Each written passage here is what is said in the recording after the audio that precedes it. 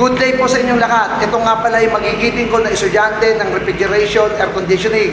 Kami po ay nagkarga ng refrigerant na 134A at matagumpay po nila na nagawa yung kanilang task.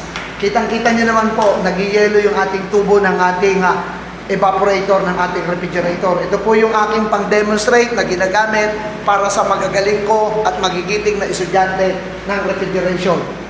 So, ginawa rin na po nila yung wiring connection at nagkarga po kami. Ang kinarga po namin ay R134A at kitang-kita naman po dun sa gauge manifold natin. Ayan po, nakakabit po.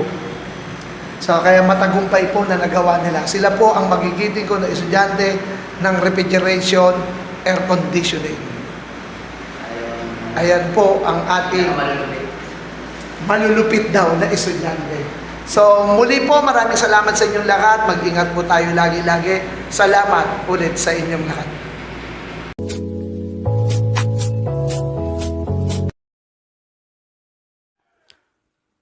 Like, share, comment, and subscribe to my channel. Pakipindot na rin po ang notification bell para lagi kayo updated. Thanks for watching.